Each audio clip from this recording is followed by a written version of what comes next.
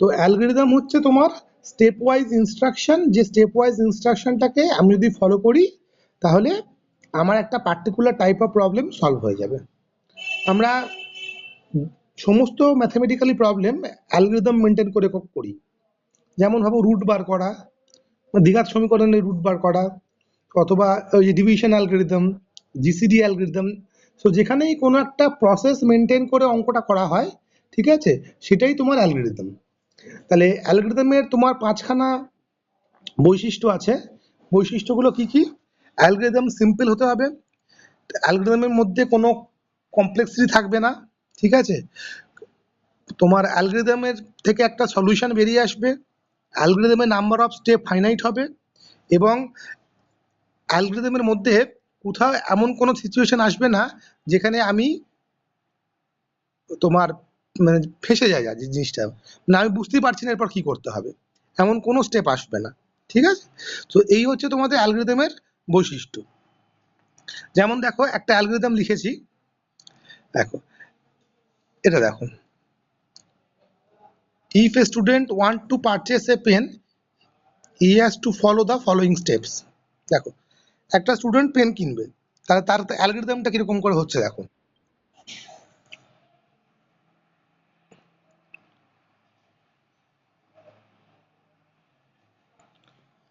তাহলে step one, প্রথম স্টেপে সে কি করবে, সে প্রথমে বাবা মার থেকে টাকা নেবে, ওকে।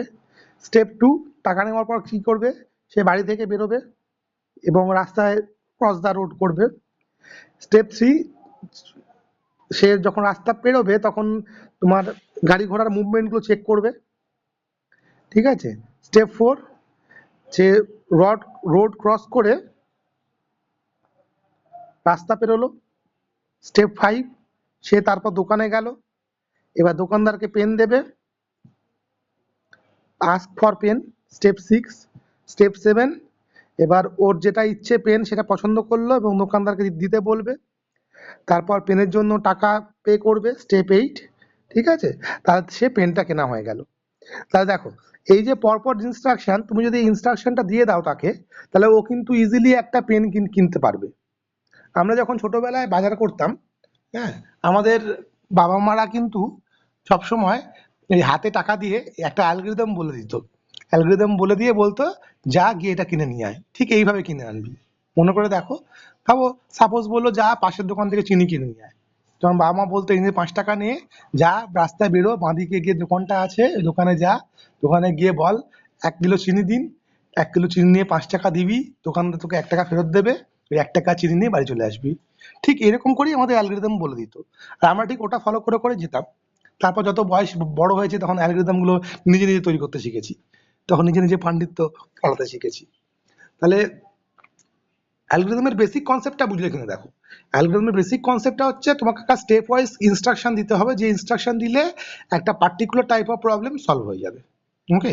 এবার এই নাম্বার অফ স্টেপকে ফাইনাইট হতে হবে, তোমার লেখার মধ্যে কোনো কমপ্লেক্সিটি থাকবে না, প্রত্যেকটা লাইন তোমার নিট অ্যান্ড ক্লিন হবে, যাতে আমি পড়ে একবারেই বুঝতে পারি, আমার কোনো লাইনে কোথাও কোনো ডাউট থাকবে না, আমার প্রত্যেকটা অ্যালগরিদমে একটা ফাইনাইট নাম্বার অফ এই ইউনিক সলিউশন থাকবে, ঠিক আছে। তো এই হচ্ছে অ্যালগরিদমের তোমার ডেফিনেশন। এবার দেখা যাক কিরকম অ্যালগরিদম হয়। দেখো প্রথম প্রবলেমটা দেখো, না বুঝতে পারলে বলবে। Design an algorithm to find the area and perimeter of A circle. একটা অ্যালগরিদম লিখতে বলেছে যেখানে সার্কেলের এরিয়া এবং পেরিমিটারকে ক্যালকুলেট করতে হবে। তাহলে আমি তোমাকে কোশ্চেন করলাম যে একটা সার্কেলের এরিয়া আর পেরিমিটার বার করো। তুমি তোমার কি কি ভ্যালু লাগবে সার্কেলের এরিয়া আর পেরিমিটার বার করতে গেলে? তোমার লাগবে হচ্ছে পাই এর মান লাগবে আর আর এর মান লাগবে, মানে সার্কেল রেডিয়াস লাগবে, তবেই তো তুমি এরিয়া আর পেরিমিটার ক্যালকুলেট করতে পারবে। তাহলে স্টেপ ওয়ান, প্রথম কাজ, তোমাকে অ্যালগরিদমটা করতে গেলে যেটা ইনপুট দিতে হবে, input the value of pi and radius r. কেন তোমাকে এরিয়া আর পেরিমিটার বার করতে গেলে পাইয়ের মান লাগবে এবং রেডিয়াসের মান লাগবে। তাহলে ওই দুটো আগে তোমার ইনপুট হলো, হলো। তাহলে আমি তোমাকে পাই এবং আর এর মান দিলাম, এবার তুমি এরিয়া আর পেরিমিটার ক্যালকুলেট করতে পারবে। তাহলে calculate, step two, calculate area pi r square and perimeter.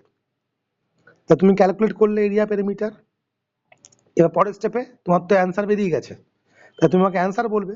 তাহলে অ্যান্সার বলা হচ্ছে print. Okay, print area and perimeter.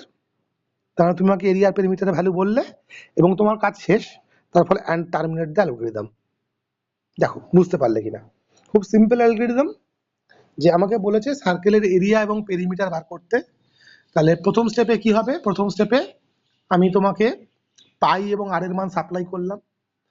তুমি যেই পাই এবং আর এর মান পেলে, পরের স্টেপে তুমি কি করলে? এরিয়া এবং পেরিমিটার ক্যালকুলেট করলে। তারপরের স্টেপে তুমি কি করলে? যেই এরিয়া পেরিমিটার ক্যালকুলেট করলে ভ্যালুগুলো আমায় বললে এবং তোমার কাজ শেষ, তুমি খাতা পেন বন্ধ করে দিলে। তাহলে এবার আমি যেটা তোমাকে সাপ্লাই করব সেটা হচ্ছে ইনপুট, আর তুমি যেটা আমাকে সাপ্লাই করবে সেটা হচ্ছে আউটপুট। ঠিক আছে? তাহলে ইনপুট এখানে কি? ইনপুট হচ্ছে পাই এবং আর। ওকে, পাই এর মান এবং আর এর মান। যেই তোমাকে পাই এবং আর এর মান দিলাম, সঙ্গে সঙ্গে তুমি এরিয়া এবং পেরিমিটার ক্যালকুলেট করলে ফর্মুলায় বসিয়ে। ক্যালকুলেট করার পরে তুমি আমাকে বললে যে স্যার এরিয়া ভ্যালু এটা, পেরিমিটার ভ্যালু এটা। তো প্রিন্ট দিয়ে বলতে হবে জিনিসটাকে, print area and perimeter and তারপর তুমি অ্যালগরিদমটাকে টার্মিনেট করে দিলে, মানে তোমার কাজ শেষ। ওকে, সো এই ছিল আমাদের ফার্স্ট অ্যালগরিদম, যেখানে বুঝবে না আমাদের। হ্যাঁ বলো।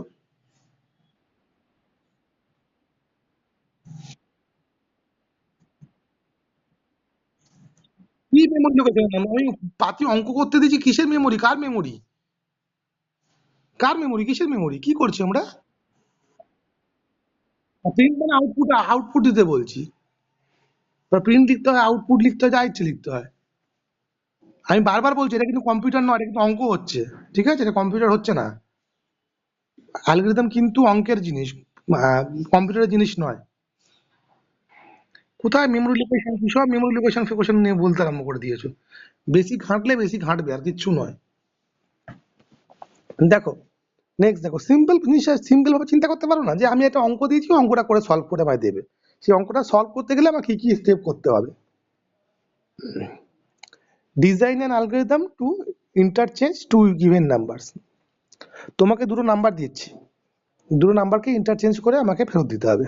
ওকে, তাহলে ভাবো তোমাকে আমি একটা নাম্বার দিলাম a=10, সরি, তোমাকে নাম্বার দিলাম 10 আর পরের নাম্বার দিলাম 15। তুমি আমাকে নাম্বার দুটোকে ইন্টারচেঞ্জ করে দেবে। ঠিক আছে?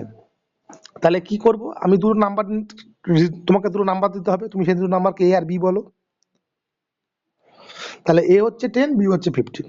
তাহলে আমি তোমাকে a10 দিলাম, b15 দিলাম। তুমি তুমি যখন আমাকে মানে আমাকে অ্যান্সার দেবে, তখন তুমি আমাকে a15 দেবে, b10 দেবে। তো দুটো নাম্বারকে ইন্টারচেঞ্জ কিভাবে করে? খুব সিম্পল হয়, দেখো। ঠিক এইটা হচ্ছে ইন্টারচেঞ্জ প্রসেস। হুম, তো প্রথমে কি করা হয়? একটা অন্য ভ্যারিয়েবল সি নেওয়া হয়। প্রথম স্টেপে সি তে এ রাখা হয়, তার মানে সি এর ভ্যালু কত হলো? 10 হলো। তারপর এ তে বি রাখা হয়, তার মানে এ তে কত ভ্যালু হলো? 15। তারপর বি তে সি রাখা হয়, সি এর ভ্যালু কত আছে দেখো? 10। দেখো, এর ভ্যালু হয়ে গেছে 15, বি এর ভ্যালু হয়ে গেছে তোমার 10। এটা হচ্ছে নাম্বার ইন্টারচেঞ্জ করার সবচেয়ে সহজ প্রসেস। ঠিক আছে? যে থার্ড একটা ভ্যারিয়েবলকে নিয়ে আসা হয়, এটাকে সেখানে স্টোর করা হয়, এটা এর মানটা সেখানে রাখার পরে সি তে এর মানটা স্টোর হয়ে রইলো। এবার আমি এ তে বি এর মানটা নিয়ে এলাম। ঠিক আছে? তারপর বি তে আমি সি এর মানটা নিয়ে এলাম। তুমি যদি এর মানটা স্টোর না করে নিয়ে আসো, তাহলে কিন্তু এর মানটা ডিলিট হয়ে যাবে। তুমি যদি সি ভ্যারিয়েবলটা না নিয়ে আসো, যদি এটা না নিয়ে আসো, তাহলে কি হবে? a equal to b equal to 15। এবার তুমি যখন বি ইকুয়াল টু এ বলবে, এর মানে তো 15 হয়ে গেছে, তাহলে এটা এ আর বি দুজনকার মানেই 15 হয়ে যাবে। ঠিক আছে?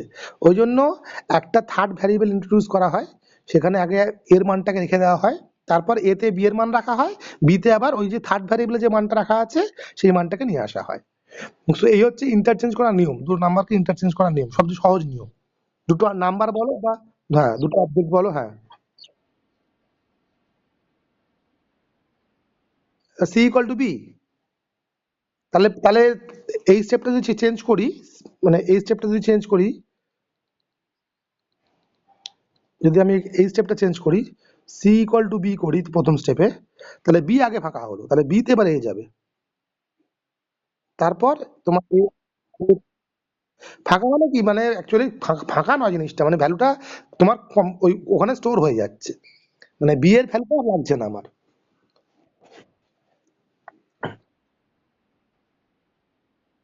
আবার কিসের মেমোরি লোকেশন? ক্লাস ক্লাস টুতে ক্লাস টুতে অঙ্ক করার সময় মেমোরি লোকেশন করতাম আমরা? ক্লাস টু এর অঙ্ক করার সময় মেমোরি লোকেশন করতাম? পাঁঠা কোথাকার একটা ছাগল, খালি মেমোরি লোকেশন করে যাচ্ছে। একটা কম্পিউটার সি জানে না কিছু, নাম খালি মেমোরি লোকেশন করছে বসে বসে। এর সঙ্গে না না, এবার তো হ্যাঁ, এইটা খুব ভালো কোশ্চেন করেছে সৌগত, যে এর সঙ্গে তো 5 যোগ করে দিলে বিয়ের মান চলে আসতো, শুধু খাটলাম কেন? অ্যালগরিদমের ডেফিনেশন হচ্ছে যে তোমার এমন ভাবে লিখতে হবে যাতে যে কোনো প্রবলেম, মানে ওই টাইপের যে কোনো প্রবলেম ওই অ্যালগরিদমে সলভ হয়। তুমি যদি এর সঙ্গে 5 যোগ করে দাও তাহলে বি এর মান পেলে শুধুমাত্র এই প্রবলেমটা সলভ হলো। বাট আমি যদি এ আর বি এর মান চেঞ্জ করে দিই তখন তো ওই প্রবলেমটা সলভ হবে না সেই অ্যালগরিদমে। বুঝতে পারলে? তখন তো ওই অ্যালগরিদমে সেই প্রবলেমটা সলভ হবে না, মানে তোমাকে অ্যালগরিদম দিয়ে সলভ করতে গেলে যে কোনো দুটো নাম্বারকে ইন্টারচেঞ্জ করতে হবে, ঠিক আছে? তো বলো। হুম, হ্যাঁ ওইভাবে করা যায়, দুটো নাম্বারে সাইন দিয়ে করা যায়, বাট এটাকে বলা হয় মানে এইটা হচ্ছে সবচেয়ে সহজ প্রসেস।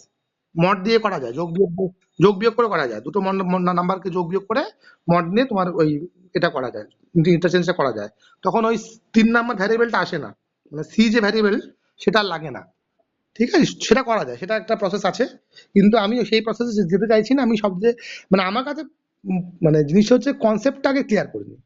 ঠিক আছে, ম্যাথামেটিক্স তো আমরা জানি, অঙ্ক মানে আমার অ্যালগরিদমের প্রসেসটা যদি বুঝে যাই যে কিভাবে অ্যালগরিদম লিখতে হয়, তাহলে যেই একটু মানে কঠিন জিনিস পাবো সঙ্গে সঙ্গে লিখতে আরম্ভ করবো। ওকে, তো ইন্টারচেঞ্জ করা তাহলে সবচেয়ে সিম্পলেস্ট ওয়ে হচ্ছে তোমার এইটা। এটাকে অ্যাকচুয়ালি বলা হয় অবজেক্ট ইন্টারচেঞ্জিং, সে পরে বলবো যখন সি পড়াবো তখন দেখাবো। এখন তো তোমাকে আমি দুটো নাম্বার দিয়েছি, নাম্বার দিয়ে বলছি যে এ আর বি কে ইন্টারচেঞ্জ করে দাও। তাহলে তোমার প্রথম স্টেপ কি হবে? প্রথম স্টেপ হবে হচ্ছে, আমি এটা বলছি, তাহলে প্রথম স্টেপ হবে তোমার এ বি কে ইনপুট নিতে হবে। First step, input the number a b. যেই তুমি এ বি পেয়ে গেলে, তাহলে আমি কি করছি, স্টেপ টু এ সি তে এ রাখছি। হলো, তাহলে সি তে এর মানটা রাখলাম। এবার এ তে বি এর মান রাখলাম, তাহলে এ তে বি এর মান চলে এলো। এবার বি তে সি এর মান রাখলাম, যেই বি তে সি এর মান রাখলাম অ্যাকচুয়ালি বি তে তার মানে আমি এর মানটা রাখলাম। এবার যদি আমি এ বি কে তোমার দিয়ে দিই, সো দিচ্ছি কিভাবে, প্রিন্ট করে। তাহলে প্রিন্ট এবি করলে এবার দেখো এবি মানটা ইন্টারচেঞ্জ হয়ে গেছে, অ্যান্ড টার্মিনেট দ্য অ্যালগরিদম। হলো, দেখো জিনিসটা বুঝতে পারলে কিনা। এগোচ্ছি তাহলে, এই যে 3 নাম্বারটা দেখো, design an algorithm to find the largest of 3 distinct number. 3টে নাম্বার আছে, 3টে নাম্বারের মধ্যে যেটা লার্জ সেই নাম্বারটা তোমাকে বার করতে হবে। আচ্ছা, একটা জিনিস মাথায় রাখবে, 3টে নাম্বারের মধ্যে যে কোনো একটা নাম্বার লার্জ হতে পারে। ভাবো 3টে নাম্বার আছে এ বি সি, তোমাকে 3টে নাম্বার দিলাম এ বি সি। 3টের মধ্যে এও লার্জ হতে পারে, বিও লার্জ হতে পারে, সিও লার্জ হতে পারে, কেননা যখন অ্যালগরিদমটা লিখবো তখন কিন্তু এবিসির ভ্যালু যা ইচ্ছে হতে পারে, সেই মাথায় রেখেই কিন্তু অ্যালগরিদমটা লিখবো। মানে সবসময় চিন্তা করে নেবে না যে এর মান একটা পার্টিকুলার, বি এর মান পার্টিকুলার, সি এর মান পার্টিকুলার। মান কখনো পার্টিকুলার হবে না, মানগুলো সব যা ইচ্ছে হতে পারে। তাহলে তোমাকে আমি বললাম 3টে ভ্যারিয়েবল দিয়েছি, এবিসির মান দিয়ে দিয়েছি, বললাম যে এদের মধ্যে যেটা লার্জ ভ্যালু সেটাকে বার করো। দেখো কিভাবে করছি, আমি লার্জ ইকুয়াল টু এ বললাম, আমি ধরে নিচ্ছি এটা লার্জ, ধরে নিলাম। এবার যদি যদি লার্জের মান বি এর থেকে ছোট হয়, তার মানে অ্যাকচুয়ালি এ ছোট বি বড়, তাহলে আমার ধরাটা ভুল ছিল। তখন আমি ধরে নেব লার্জ ইকুয়াল টু বি। দেখো এই দুখানা স্টেপ করার পরে লার্জের মধ্যে যে মানটা থাকবে সেটা এবির মধ্যে যেটা সবচেয়ে বড় মান সেইটা। এরপর আমি লার্জ ইকুয়াল টু, যদি লার্জ সি এর থেকে ছোট হয় তার মানে এবির মধ্যে যেটা বড় সেটা সি এর থেকে ছোট, তাহলে আমি তখন বলবো লার্জ ইকুয়াল টু সি। এই 3টে স্টেপ পরে লার্জে যে মানটা পড়ে থাকবে সেটা এবিসির মধ্যে সবচেয়ে বড় বড় মান। দেখো আগে লজিকটা বুঝতে পারলে কিনা, যুক্তিটা, মানে অঙ্কের যুক্তিটা বুঝতে পারলে কিনা। আমি লার্জ ইকুয়াল টু এ নিলাম, ভাবো, এবার ধরে নিচ্ছি যে লার্জ ইকুয়াল টু এ, তার মানে ধরে নিলাম এই সবচেয়ে বড়। এবার আমি বলছি যদি লার্জের মান বি এর থেকে ছোট হয়, তার মানে অ্যাকচুয়ালি এ আর বি এর মধ্যে কম্পেয়ার করছি। যদি লার্জের মান বি এর থেকে ছোট হয়, তাহলে তার মানে কি, তার মানে লার্জের মান বি এর থেকে ছোট মানে এ এর মান বি এর থেকে ছোট, তাহলে আমি বলছি লার্জ ইকুয়াল টু বি। তাহলে এই যে স্টেপটা করলাম, এই সেকেন্ড স্টেপ অবধি এসে যদি এ বড় হয় তাহলে তো লার্জে এই থাকবে, আর যদি এ ছোট হয় তাহলে তখন লার্জে এর জায়গায় বি চলে আসবে, কারণ লার্জ লেস দ্যান বি বলেছি। তাহলে এই দুটো স্টেপ পরে লার্জের মধ্যে যে নাম্বারটা থাকবে সেটা এ আর বি এর মধ্যে যেটা সবচেয়ে বড় নাম্বার সেইটা। এইবার সেই নাম্বারটা যদি সি এর থেকে ছোট হয় তাহলে আমি বলবো লার্জ ইকুয়াল টু সি। তার মানে সেই নাম্বারটা সি এর থেকে ছোট হয় মানে মানে এ বির মধ্যে যেটা বড় সেটা সি এর থেকে ছোট, তার মানে সি সবচেয়ে বড়, তাহলে সেক্ষেত্রে লার্জকে সি বলবো। আর না হলে যেটা বড় আছে সেটাই ক্যারি করে যাবে, তার মানে লার্জের মধ্যে এ বির মধ্যে যেটা বড় সেটাই বসে থাকবে, সেটা সি এর থেকে তোমার বড়ই হয়ে আছে। তাহলে আফটার থার্ড স্টেপ লার্জের মধ্যে যে নাম্বারটা থাকবে সেটা তোমার হচ্ছে এবিসির মধ্যে যেটা সবচেয়ে বড় সেইটা। এখানে লার্জ ভ্যারিয়েবলের নাম, মানে যেমন এক্স ওয়াই নাম দিয়ে আমরা অঙ্ক করার সময় এক্স ওয়াই জেড যেমন লার্জ নাম দিয়েছি, ঠিক আছে, তুমি এল নাম দিতে পারতাম, লার্জ নাম দিয়েছি, একটু বড় নাম দিয়েছি, ঠিক আছে। দেখো লজিকটা বুঝতে পারলে কিনা। তাহলে আমি তোমাকে বললাম তিনটে নাম্বারকে ইন্টারচেঞ্জ করো, তুমি কি করবে, তাহলে প্রথম হচ্ছে ইনপুট নাম্বার এবিসি, ওকে, তাহলে এবিসি কে তোমাকে দিলাম। এবার আমি প্রথম তারপর স্টেপে কি করছি, সেট লার্জ ইকুয়াল টু এ, লার্জের জায়গায় এ ধরে নিলাম, হলো। যদি লার্জ লেস দ্যান বি হয় তাহলে লার্জ বি হবে, আর যদি না হয় তাহলে এই স্টেপটা কাজ করবে না, হলো। তাহলে আফটার থার্ড স্টেপ লার্জের মধ্যে এ আর বি এর মধ্যে যেটা বড় সেইটা বসে আছে। তারপর কি বলছি, যদি লার্জ লেস দ্যান সি হয় তাহলে লার্জ ইকুয়াল টু সি হবে, যদি না হয় তাহলে এই স্টেপটা কাজ করবে না। আফটার ফোর্থ স্টেপ লার্জের মধ্যে এবিসির মধ্যে যেটা বড় সবচেয়ে সেটাই বসে আছে। এবার print large terminate the algorithm, বা লার্জটা প্রিন্ট করে অ্যালগরিদমটাকে টার্মিনেট করে দিলাম। দেখো জিনিসটা বুঝতে পারলে কিনা। একটা এক্সাম্পল নিয়ে রাখো, সবসময় অ্যালগরিদম করার পরে না এক্সাম্পল নেবে। ভাবো তুমি নিয়েছো এর মান নিয়েছো 5, বি এর মান নিয়েছো 10, সি এর মান নিয়েছো 15। তাহলে তুমি কি বলেছো, set large equal to A, large large হলে আমি এল লিখছি, তাহলে set L equal to A, A মানে 5। If L less than B set L equal to B, yes এখানে এল লেস দ্যান বি, তাহলে L equal to B 10। If L less than C set L equal to C, তাহলে এখানে L less than C, তাহলে L equal to C মানে 15। Print large, 15টা print করবে। দেখো 5, 10, 15-এর মধ্যে যেটা বড় সেইটা বেরিয়ে এলো। আরেকটা এক্সাম্পল নিই, এরকম different type of example check করে দেখবে যে তোমার প্রবলেমটা আটকাচ্ছে কিনা। যদি আটকায় তার মানে তুমি ভুল লিখেছো, তোমার কনসেপ্টটা ভুল আছে। a equal to 15, b equal to 10, c equal to 5। তাহলে ইনপুট এবিসি হয়ে গেল। Step 2 large equal to A, L equal to A, A মানে 15। If step 3 if L less than B set large equal to B, না L less than B নয়, তাহলে step 3 কাজ করলো না আমার এই প্রবলেমটার জন্য। Step 4 if L less than C set large equal to c, না এটাও এই স্টেপটাও কাজ করবে না। প্রিন্ট লার্জ, লার্জে 15 রয়ে গেল, ওকে। সো এইবার এই অঙ্কটা ক্ষেত্রে তোমার মনে হবে যে তাহলে স্টেপ 3 আর স্টেপ 4 কেন লিখব, মনে হওয়া স্বাভাবিক। তাহলে আমি স্টেপ 3 স্টেপ 4 কেন লিখবো, লেখার দরকার নেই। ওই যে আবার বললাম, তুমি যদি স্টেপ 3 স্টেপ 4 না লেখো এই অঙ্কটার জন্য প্রবলেমটা হবে না, কিন্তু যে আগে যে এক্সাম্পলটা নিলাম ওই এক্সাম্পলের জন্য প্রবলেমটা আটকে যাবে। তোমাকে অ্যালগরিদম এমন করে লিখতে হবে যাতে আমি এই টাইপের যে কোনো প্রবলেমকে ওই অ্যালগরিদমে সলভ করতে পারি। আমি যদি স্টেপ 3 স্টেপ 4 না লিখি তাহলে আমি এই যে এক্সাম্পলটা কনসিডার করেছি এবিসির মানটা, এই এক্সাম্পলের জন্য কোনো প্রবলেম হবে না, এই অ্যালগরিদমটা কাজ করে যাবে।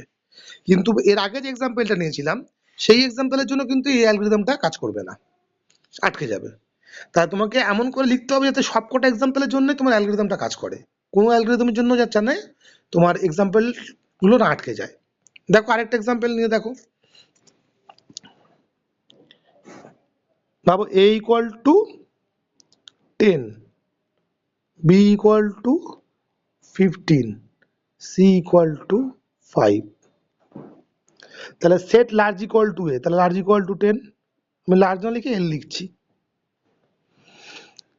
if large less than b, set large equal to b, large less than b, b 15, তাহলে set large equal to b, l equal to 15। if large less than c, না large less than c নয়, তাহলে এই স্টেপটা কাজ করলো না, এখানে শুধুমাত্র স্টেপ 4টা কাজ করলো না, প্রিন্ট লার্জ 15 প্রিন্ট হয়ে গেল। ওকে, সো দেখো তিনটে এক্সাম্পলের জন্য তিন রকম, প্রথম এক্সাম্পলটা সবকটা স্টেপ কাজ করলো, সেকেন্ড এক্সাম্পলটা স্টেপ 3 আর স্টেপ 4 কাজ করেনি, এখন যে এক্সাম্পলটা দিলাম সেই এক্সাম্পলে স্টেপ 4 কাজ করলো না। সো তার মানে এবার আমাকে এমন করে লিখতে হবে প্রবলেমটা যাতে সবকটা স্টেপের জন্যই কাজ করে। ওই জন্য যখন লিখবো তখন মাথায় রাখবে যে অল পসিবিলিটিস গুলোকে তোমায় কনসিডার করে অ্যালগরিদমটাকে লিখতে হবে। বলো বলো।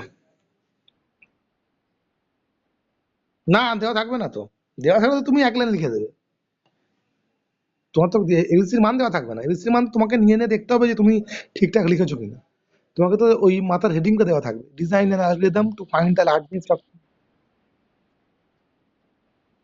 হ্যাঁ তোমাকে 4টে স্টেপই করতে হবে, 5টা স্টেপ, লাস্ট স্টেপটা করতে হবে, তোমাকে সবকটা স্টেপ লিখতে হবে। বললাম তো যে যখন প্রবলেমটা লিখবো তখন সবকটা পসিবিলিটিস কে মাথায় রেখেই প্রবলেমটাকে লিখতে হবে, মানে যে কোনো একটা এক্সাম্পল ধরে আমি প্রবলেমটাকে লিখতে পারবো না। আর তোমরা সেটাই করো, তোমরা একটা এক্সাম্পল চিন্তা করে নাও, এক্সাম্পল চিন্তা করে সেই এক্সাম্পলের বেসিসে অ্যালগরিদমটাকে লেখা শুরু করো। ওকে, তো দেখো, বলো।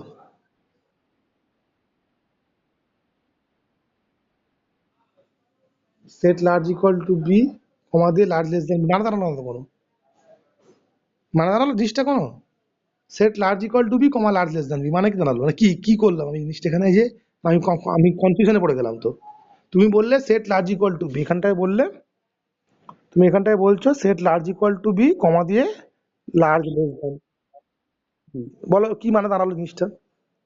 তাহলে আমি যে কোনো এক্সাম্পলের জন্য এই এই কাজটা করব।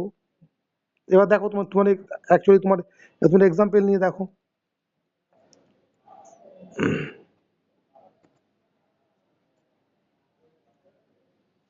a equal to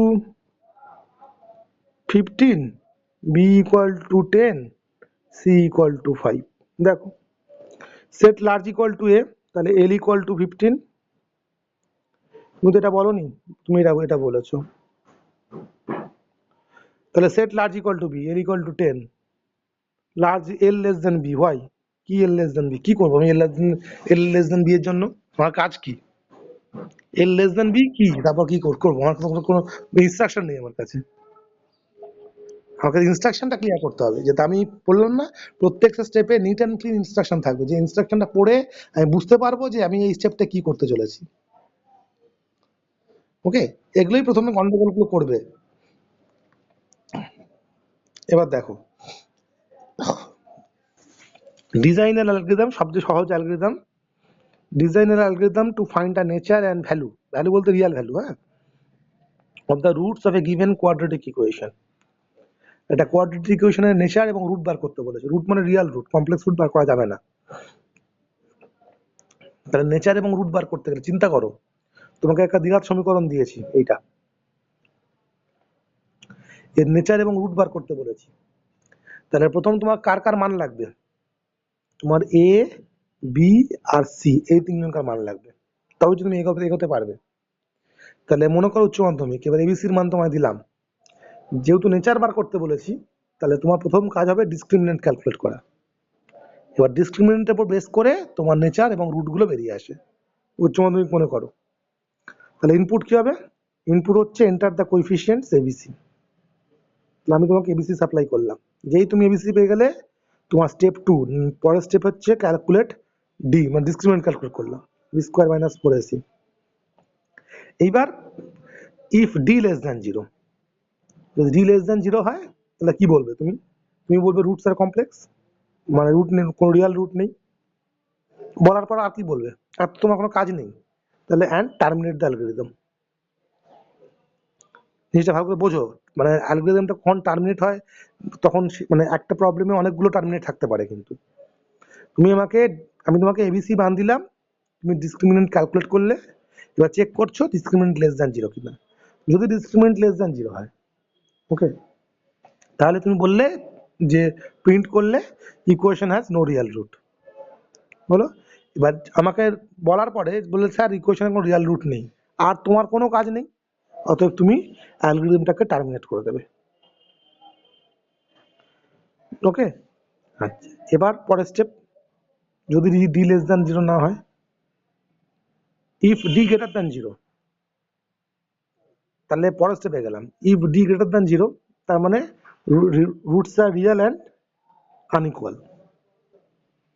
হলো, তাহলে তুমি প্রিন্ট করলে roots and real and unequal. But যদি এই কেসটাও না হয়, আদারওয়াইজ তুমি প্রিন্ট করবে equation has two equal roots. দেখো বুঝতে পারলে কিনা। এবার তুমি ডি লেস দ্যান জিরো হলো না, ঠিক আছে, তাহলে তুমি পরের স্টেপে চলে গেলে।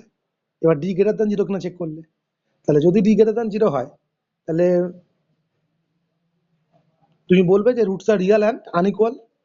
আর না হলে তাহলে লেস দ্যান জিরো হলো না, গ্রেটার দ্যান জিরো হলো না, তার মানে আর কি পড়ে রইলো, ইকুয়াল টু জিরো। তাহলে না হলে তুমি বলবে ইকুয়েশনে দুটো রিয়াল এবং ইকুয়াল রুট আছে। এবার রিয়াল এবং ইকুয়াল রুট বলার পরে এখনো কিন্তু কাজ শেষ হয়নি, তোমাকে রুটটা বার করতে হবে। তাহলে এবার রুটকে ক্যালকুলেট করি। তাহলে এক্স ওয়ান ইকুয়াল টু যা রুটের formula, x one equal to এটা, এক্স টু ইকুয়াল টু এটা, print x one x two, তার রুট বার করে রুটের মানটা বললে, বলার পরে টার্মিনেট দ্য অ্যালগরিদম, অ্যালগরিদমটা টার্মিনেট করে দিবে। দেখো বুঝতে পারলে কিনা জিনিসটা। তো হুম,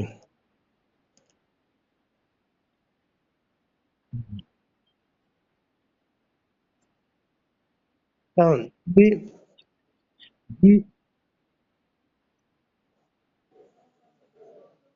ডি গ্রেটার দ্যান জিরোর পরে তোমার কাজ আছে, টার্মিনেট করার কোনো নেই, তোমাকে রুটটা বার করতে হবে। তো ডি গ্রেটার দ্যান জিরো করার পরে তারপর তো রুটটা বার করতে হবে, টার্মিনেট করে কি করবো আমি, রুটটা কখন বেরোবে? তুমি বরঞ্চ এখানে আরেকটা করতে পারতে, যে স্টেপ, এই স্টেপটা আদারওয়াইজটাকে আরেকটা স্টেপে নিয়ে আসতে পারতে। এই পার্ট তুমি সেটা তুমি টার্মিনেট অ্যালগরিদম বলে দিয়েছো, টার্মিনেট অ্যালগরিদম বলেই প্রবলেম শুরু। এখানে step 5, if D equal to zero print roots are real and equal. তারপর স্টেপ 6 এ ক্যালকুলেট x1 x2, স্টেপ 7 এ print x1 x2, terminate algorithm. এইটা করতে পারতে। কিন্তু টার্মিনেট অ্যালগরিদম টার্মিনেট করে যাওয়ার পর কিন্তু আর তুমি কোনো কাজ করতে পারবে না। তুমি যদি ডি গ্রেটার দ্যান জিরো বলার পরে বললে equation has two distinct real roots, root বলার পর তুমি টার্মিনেট করে দিচ্ছ, তাহলে কিন্তু রুটগুলো ক্যালকুলেট হলো না। রুটগুলো ক্যালকুলেট না হয় তোমার প্রবলেমটা অফ হয়ে গেল। ওকে, তো তুমি, হ্যাঁ কেন করেছি, কোশ্চেন পড়ো, মন দিয়ে ক্লাসটা শোনো, কোশ্চেনে কি দিয়েছে সেটা পড়ো। আমি বলেছি রিয়াল রুট গুলো বার করতে, পাশে রিয়াল লেখা আছে দেখাটা দেখো। ওই জন্য কোশ্চেন এরকম দিয়েছি। যদি বলতাম এখানে শুধু বলতাম রুট বার করো, ঠিক আছে, তাহলে তুমি এখানেও টার্মিনেটটা করতে পারতে না, তাহলে তোমাকে এগোতে হতো। যদি রুট বার করা বলতাম তাহলে কিন্তু এখানে তুমি টার্মিনেট করতে পারতে না, কারণ তোমার তো রুট বার করা বাকি। তখন স্টেপ 3 তে if d less than zero print equation as real root. Step 4 এ if d greater than zero print equation as two distinct real root. Step 5 এ if D equal to zero print equation has two real and equal roots. Step 6 এ calculate x1 x2, step 7 এ তোমার print x1 x2 and terminate the algorithm। ওকে, তোমরা এই প্রবলেমটা নিজেরা লিখবে। ওকে, যেটা আমি মুখে বললাম, যে একই কোশ্চেন থাকবে, কোশ্চেনটা সেম থাকবে, ডিজাইন এর algorithm to find the nature and roots, ব্যাস। আর কিছু নয়। তাহলে সেক্ষেত্রে একটু মডিফিকেশন হবে। স্টেপ 3টা তোমার হবে হচ্ছে এইটা, if d less than 0 print equation has no real root। Step 4 এ হবে if d greater than 0 print equation has two distinct real root। Step 5 এ হবে if d equal to 0 print equation has two real and equal root। Step 6 এ হবে calculate x1 x2, একই formula, আচার্য formula. আর step 7 এ হবে তোমার print x1 x2 and terminate the algorithm। এটা তোমরা লিখবে কিন্তু। হুম, আমি কিন্তু পরীক্ষা লিখতে লিখতে দেবো, বলে দিলাম। হয়েছে, এগোচ্ছি। এবার এটা দেখো, বলেছে design an algorithm two evaluate the following function. খুব সিম্পল, দেখো খুব সিম্পল জিনিস। এই ফাংশনটা তোমার ক্যালকুলেট করতে বলেছে। তাহলে ফাংশনটা ক্যালকুলেট করতে গেলে তোমার ইনপুট কে লাগবে? ইনপুট লাগবে এক্স এর মান, আর আউটপুট হবে এফ এক্স মানে ওয়াই এর মান। তাহলে ইনপুট হচ্ছে এক্স এর মান, আউটপুট হচ্ছে ওয়াই এর মান মানে এফ এক্স। তাহলে input the value of x. Step 2, if x less than 0, y calculate y equal to sin x. Step 3, if x equal to 0, set y equal to 0. Step 4, if x less than 0, calculate y equal to minus sin x. হয়ে গেল। Step 5, print y, terminate the algorithm. দেখো এটা বুঝতে কোনো problem নেই আশা করি, ঠিক আছে? এটা সবচেয়ে সহজ জিনিস। হলো তো, এগোচ্ছি এবার। আচ্ছা, খুব ভালো করে শুনবে এবার। হ্যাঁ, আমি তোমাকে বললাম প্রথম চারখানা ন্যাচারাল নাম্বারকে যোগ করো। খুব ভালো করে শুনবে। প্রথম চারটে ন্যাচারাল নাম্বারকে যোগ করো। ওই ফর্মুলা ইউজ করে নয় কিন্তু, ওই n ইন্টু n প্লাস 1/2 ওটা ইউজ করে নয় কিন্তু। তোমাকে বললাম হাতের কর গুণে তুমি প্রথম চারটে ন্যাচারাল নাম্বার যোগ করো। আমরা কিভাবে যোগ করি? প্রথমে হাতে ছিল 0, তারপর হাত আঁকতে পারবো না, ওই হয়েছে একটা হাত। প্রথমে হাতে ছিল 0, 0-র সঙ্গে 1 যোগ করলাম, এবার এর সঙ্গে 2 যোগ করলাম, তারপর এর সঙ্গে 3 যোগ করলাম, তারপর ওর সঙ্গে 4 যোগ করলাম, করলে আমার অ্যান্সারটা বেরিয়ে আসবে। হলো? আমরা ছোটবেলায় যেভাবে হাত হাত গুনতাম, তাহলে প্রথমে হাতে 0 ছিল, 0-র সঙ্গে 1 যোগ করলাম, তারপর 0-র সঙ্গে 2 যোগ করলাম, তারপর 0-র সঙ্গে 0-র সঙ্গে না মানে তার সঙ্গে 2 যোগ করলাম, তারপর তার সঙ্গে 3 যোগ করলাম, তারপর তার সঙ্গে 4 যোগ করলাম, করে আমার প্রথম চারখানা ন্যাচারাল নাম্বারের সাম বেরিয়ে এলো। এবার এই প্রসেসটাকেই আমি ম্যাথমেটিক্যালি লেখার চেষ্টা করছি, ভালো করে শুনবে, তাহলে এখান থেকে কিন্তু শক্ততা আরম্ভ করবে। আমি হাত না বলে হাত থেকে সাম নাম দিচ্ছি, জাস্ট একটা ভ্যারিয়েবলের নাম দিচ্ছি। এক্স ওয়াই জেড যা ইচ্ছে দিতে পারো, যোগ করছি বলে সাম নাম দিয়েছি ভ্যারিয়েবলের, তোমার নামও দিতে পারো। তাহলে ইনিশিয়ালি হাতে ছিল 0, হলো। আর আই হচ্ছে, হ্যাঁ বলো। ওই যে বললাম হাতে 0 আছে, শোনো ভালো করে, আগে ভালো করে শোনো, পাকামো নামের আগে শোনো ভালো করে, মাথার মধ্যে ঢোকাও, তাহলে কিচ্ছু মাথার মধ্যে ঢুকবে না, জাস্ট ব্ল্যাঙ্ক থাকবে মাথাটা। তাহলে আমার হাতে প্রথমে 0 আছে, তাহলে ইনিশিয়াল সামের মান হচ্ছে 0। ওকে, এবার এখান থেকে একটা একটা করে নাম্বারকে আমি যোগ করছি। তাহলে প্রথম যোগটা শুরু হচ্ছে কোত্থেকে? 1 থেকে, যেহেতু প্রথম চারটে ন্যাচারাল নাম্বার সাম বলেছি, তাহলে প্রথম যোগটা শুরু হচ্ছে 1 থেকে। তাহলে যেখান থেকে যোগ শুরু হচ্ছে সেটাকে আই বলছি, তাহলে আই হচ্ছে 1। নতুন সাম, আগে যেটা হাতে ছিল সেইটা প্লাস আই, হলো। আগে যেটা হাতে ছিল সেইটা প্লাস আই, তার মানে এখন তাহলে এখন সামের মান কত হচ্ছে? 1। এটা মানে এই নয় যে সাম সাম কেটে গেল আই ইকুয়াল টু 0, এটা আমার নতুন সাম equal two previous some plus I. তাহলে এখন হাতে আছে আগের যেটা হাতে ছিল, আগের হাতে 0 ছিল, তার সঙ্গে 1 যোগ হলো, তাহলে এখন হাতে 1 আছে। এবার নাম্বারটা বাড়বে, তাহলে আই ইকুয়াল টু 2, পরের নাম্বারটা গেলাম 1 2 3 4 তো। আবার সাম ইকুয়াল টু, নতুন সাম ইকুয়াল টু আগের সাম প্লাস আই। আগের সাম কত ছিল, মানে আগের হাতে কত ছিল? 1 ছিল, তার সঙ্গে আবার আই যোগ হচ্ছে, আই মানে 2, তাহলে এখন সাম হচ্ছে 3। আই বাড়বে, আই ইকুয়াল টু 3 হলো, পরের নাম্বারটা গেল। আবার নতুন সাম ইকুয়াল টু আগের সাম প্লাস আই, তাহলে কত হবে? আগের সাম কত ছিল? 3 ছিল, তার সঙ্গে আবার 3 যোগ হলো 6, তাহলে এখন হাতে 6 হলো। এবার i4 হবে, তাহলে আবার নতুন সাম ইকুয়াল টু আগের সাম প্লাস আই, তাহলে 10। আর লাগবে না, স্টপ। দেখো প্রসেসটা বুঝতে পারলে কিনা যোগ করার? আমার ছোটবেলায় ভাই যোগ শিখতাম, প্রথম যোগ এভাবে শিখেছিলাম। এই দেখো, প্রথম হাতে শূন্য ছিল, তার সঙ্গে শূন্যর সঙ্গে এক যোগ করলাম, এক হলো। তার সঙ্গে দুই যোগ করলাম, হয়ে গেল, তিন হলো। তার সঙ্গে চার, তিন যোগ করলাম, ছয় হলো। তার সঙ্গে চার যোগ করলাম, 10 হলো। প্রসেসটা দেখো কি করলাম। এই যেটা হাতে ছিল সেটাকে আমি সাম বলছি, সেই ভ্যারিয়েবল নাম দিচ্ছি সাম, যেটা হাতে আছে, মানে শূন্য, হাতে শূন্য আছে। এবার যেখান থেকে শুরু করছি নাম্বারটা যোগ করা, সেটাকে আই দিয়ে ডিনোট করছি। তাহলে প্রথম আই ইকুয়াল টু 1, এখন হাতে হচ্ছে আগের হাতে যা ছিল সেটা, তার সঙ্গে আই যোগ হলো, নতুন সাম equal two old some plus I. এটার মানে এই নয় যে সাম সাম কেটে গেল, আই ইকুয়াল টু 0। ঠিক আছে, এটা মানে হচ্ছে আগের সাম হচ্ছে নতুন সাম হচ্ছে, নতুন সাম equal two old some plus I মানে 1। তার মানে হাতে এক যোগ হলো, এখন হাতে এক আছে, নাম্বারটাকে বাড়ালাম, নাম্বারটা 2 করলাম।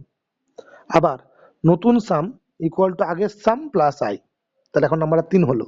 তার মানে হাতে 3 আছে, নাম্বারটাকে বাড়ালাম, আই ইকুয়াল টু 2 করলাম, নতুন সাম ইকুয়াল টু আগের সাম প্লাস আই। এখন নাম্বারটা হাতে 3 ছিল, তার সঙ্গে আবার 3 যোগ হলো, তাহলে হাতে 6 হয়ে গেল। নাম্বারটা বাড়ালাম 4 অবধি, নতুন সাম আগের সাম প্লাস আই, 10 হলো। হলো, এইবার স্টপ করে গেলাম। তাহলে এবার লজিকটা দেখো কি করলাম। তাহলে প্রথমে আমি সামটাকে 0 নিয়েছি, ওকে, প্রথমে সামটাকে 0 নিয়েছি আর আইটাকে 1 নিয়েছি, আই যেখান থেকে শুরু হচ্ছে। ওকে, এইবার আমি sum equal to sum plus I করছি, এই sum equal to sum plus I করছি, আই বাড়াচ্ছি, sum equal to sum plus I করছি, করে আই বাড়াচ্ছি। এই প্রসেসটা কন্টিনিউ করছি আনটিল আই যতক্ষণ না এন হচ্ছে। তাহলে সাম equal to sum plus I করলাম, করে আই বাড়ালাম। এবার এই প্রসেসটা ততক্ষণ কন্টিনিউ হবে যতক্ষণ না আই এন হচ্ছে। এবার দেখো তোমার কিন্তু মাথার মধ্যে একটা জিনিস সবসময় চলছে, যে আইটা 4 হয়ে যায় না, যাচ্ছে না তো, আইটা 4 হয়ে যাচ্ছে না তো, এটা কিন্তু তোমার মাথার মধ্যে সবসময় চলছে, তুমি বুঝতে পারছো না। কেননা তুমি তুমি আইটা 4-এ গিয়ে শেষ করবে, যেহেতু 4-এ গিয়ে যোগটা শেষ করবে, তোমার মাথার মধ্যে সবসময় চেক করছো যে আই যেন 4 থেকে বেশি না হয়ে যায়, তাহলে কিন্তু যোগটা 4-এর থেকে বেশি হয়ে যাবে। তার ফলে প্রবলেমটা হচ্ছে তুমি এটা বুঝতে পারছো না, তোমার মানে এতটাই তোমার ব্রেন এখন মানে মানে ডেভেলপ করে গেছে যে এই সূক্ষ্ম জিনিসগুলো তুমি আর বুঝতে পারো না। কিন্তু তোমার ব্রেনের মধ্যে কিন্তু জিনিসটা চলছে, তুমি বারবার চেক করছো যে আই প্রথমে 1 নিলাম ঠিক আছে, 2 নিলাম ঠিক আছে, 3 নিলাম ঠিক আছে, 4 নিলাম, ব্যাস আর নেবো না, 5 নেবো না, কেন 5 নিলে আমার তাহলে অ্যান্সার ভুল চলে আসবে। তার মানে তুমি প্রত্যেকটা স্টেপের আগে আই এর মানটা চেক করছো, যে আইটা লাস্ট স্টেপে পৌঁছে যায়নি তো, মানে আইটা 4 হয়ে যাচ্ছে না তো। যদি আই 4 হয়ে যায় তাহলে আর এগোবো না, স্টপ করে যাবো। বা যদি আই 4 না হয়, তাহলে আই এর মান বাড়াবো, বাড়িয়ে সাম equal to sum plus I করবো। এবার এটাকেই লজিক্যালি লিখছি দেখো, ঠিক আছে, ভালো করে শুনবে। এটাকে লুপ বলা হয়, পরে প্রোগ্রামিং এগুলো লুপ নাম নেবে।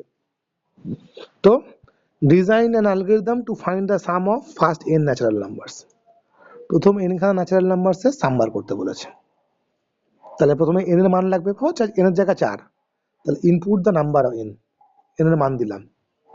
প্রথমেই step 2, set some equal two 0, I equal to 1। প্রথমেই দেখো শুরুতেই করা আছে, step 2 some equal two 0, I equal to 1 হলো। এবার স্টেপ 3 কি করেছি, সাম equal to sum plus I করেছি, দেখো calculate some equal to sum plus I. Step 4, এরপর কি করব, আই এর মান বাড়াবো, আই এর মান বাড়িয়ে আবার সাম equal to sum plus I করব। বাট এবার যখন আই এর মান বাড়াচ্ছি, তখন কিন্তু আমার ব্রেন চেক করছে যে আইটা লাস্ট স্টেপে চলে গেছে কিনা। যদি লাস্ট স্টেপে চলে যায় তাহলে কিন্তু বাড়াবো না, যদি লাস্ট স্টেপে না যায় তবেই আই এর মান বাড়াবো। তো এইখানেই গল্পটা আছে, এটাই ধরতে সময় লাগে। যদি আই এন হয়ে যায়, if I equal to N, print some and terminate the algorithm. যদি আই এন হয়ে যায় তাহলে তোমার সাম বেরিয়ে গেছে, তাহলে আমি আর আই এর মান বাড়াবো না, আর sum equal to sum plus I করবো না, মানে আমি লাস্ট স্টেপে পৌঁছে গেছি। তাহলে যদি আই ইকুয়াল টু এন হয়, তাহলে সামটা প্রিন্ট করব এবং অ্যালগরিদমটাকে অফ করে দেবো। বাট যদি না হয়, তাহলে আমি আই এর মান বাড়াবো, I equal to I plus 1 করবো, করে আবার স্টেপ 3 তে ব্যাক করবো। দেখো এই হচ্ছে তোমার প্রথম n খানা ন্যাচারাল নাম্বার যোগ করার প্রসেস।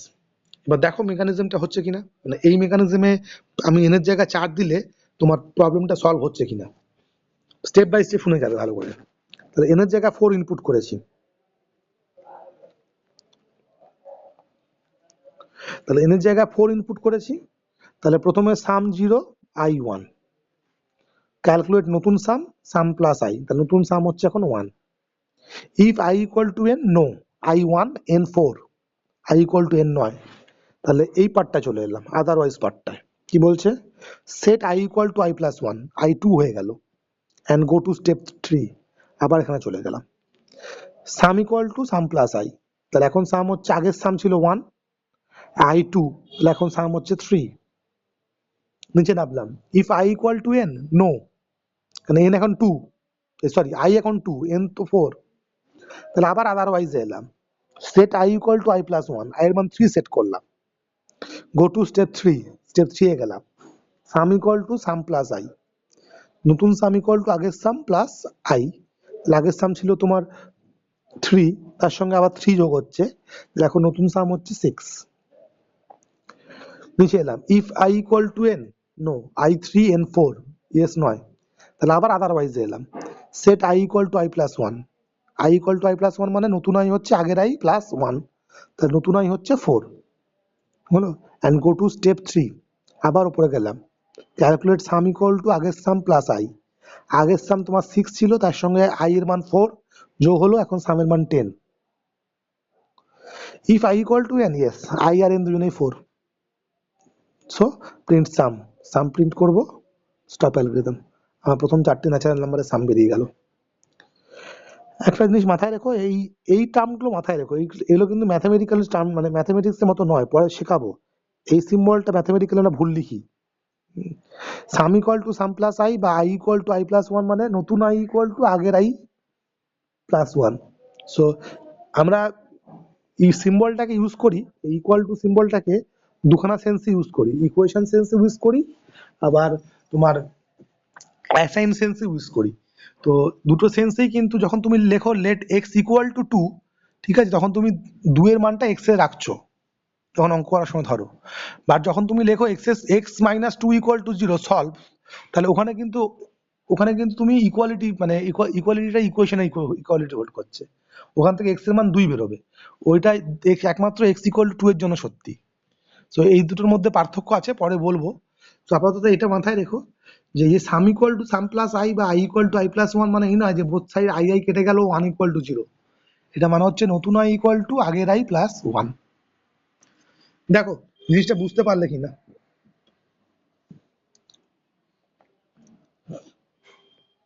এই প্রথম 4খানা ন্যাচারাল নাম্বার এর যোগফল, এই প্রসেসটা বুঝতে পারলে কিনা, মাথায় ঢুকলো কিনা,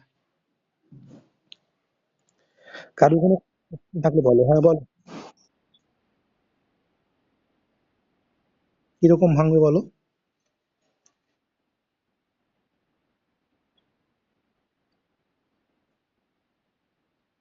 হলো না,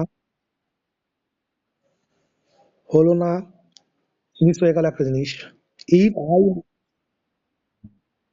হ্যাঁ, হ্যাঁ, হ্যাঁ, এবার ঠিক আছে, এবার ঠিক আছে, হ্যাঁ ঠিক আছে, না না, step 5 i equal to n দিতেও হবে না, কারণ i less than n break করলেই i ইকুয়াল টু n হয়ে যাবে, ওটা যখন ব্রেক করবে তখনই তোমার i less than equal to n হয়ে ব্রেক করবে, ঠিক আছে, মানে অ্যালগরিদম লেখার একটা জিনিস কি, যে ইউনিক নয়, কিন্তু কেউ কোনো রিপ্রেজেন্টেশন ইউনিক নয়, তুমি যেমন করে চিন্তা করবে ঠিক তেমন করে লিখবে, শুধু আমার মানে কনসেপ্টটা হচ্ছে যাতে প্রবলেমটা সলভ হয়ে যায়। এবার দেখো এই একটা এক্সাম্পল 6 নিয়ে, দেখো এক্সাম্পল 6 নিয়ে কারো কোনো কোশ্চেন থাকলে বলো, কারণ এই একটা এক্সাম্পল 6 নিয়ে 6টা অঙ্ক হয়ে যাবে এখন পরপর 1 মিনিটের মধ্যে, ওকে, এই প্রসেসটা নিজে হাতে একবার বাড়িতে করবে, যেমন করে আমি হাতে করে করে দেখালাম, ঠিক এরকম করে হাতে করে করে নিজে হাতে একবার বাড়িতে করবে, তাহলে কিন্তু এই প্রসেসটা শিখতে পারবে না। এবার দেখো আমি তোমাকে বললাম প্রথম প্রথম n খানা অড ন্যাচারাল নাম্বারের সাম বার করো, ঠিক আছে, তাহলে তুমি সামটা যখন করবে n খানা অড ন্যাচারাল নাম্বার, ভালো করে শুনবে, তার মানে 1 3 5 এরকম করে করে 2n মাইনাস 1, তখন কি হবে, তাহলে যোগটা শুরু হচ্ছে কোত্থেকে 1 থেকে, শেষ হবে কোথায় 2n মাইনাস 1, তাহলে এটা i ইকুয়াল টু n না হয়ে এটা হয়ে যাবে i equal to 2n minus 1, আর মানগুলো বাড়ছে কত করে এবার 2 করে করে, তাহলে এটা i equal to i plus 1 না হয় i equal to i plus 2 হয়ে যাবে। দেখো বুঝতে পারলে কিনা? আমি তোমায় বললাম প্রথম n খানা অড ন্যাচারাল নাম্বারের সাম বার করো, তাহলে 1 3 5 করে করে 2n মাইনাস 1, তাহলে প্রথম নাম্বারটা 1, তারপরটা 3, তারপরটা 5 করে করে শেষ হবে 2n মাইনাস 1 এ গিয়ে, তাহলে i এর লাস্ট ভ্যালু হবে তোমার 2n মাইনাস 1, আর মানটা বাড়ছে কত করে করে 2 করে করে, তাহলে i equal to i plus 1 না হয় i equal to i plus 2 হবে। এবার ভাবো তোমায় বললাম প্রথম n খানা ইভেন নাম্বারের সাম বার করো, প্রথম n খানা ইভেন নাম্বার মানে শুরু হচ্ছে কোথা থেকে 2 4 6 করে করে 2n, তখন তাহলে প্রথম নাম্বারটা 2 কিন্তু, তাহলে এটা i ইকুয়াল টু 1 হবে না, এটা তাহলে i ইকুয়াল টু 2 হবে। i শেষ হচ্ছে কোথায় 2n এ, তাহলে এইখানটা তখন কি হবে, এখানটা তখন হবে i ইকুয়াল টু 2n, আর i বাড়ছে কত করে 2 করে বাড়ছে, তাহলে i equal to i plus 2 হবে এখানটায়। দেখো বুঝতে পারলে কিনা?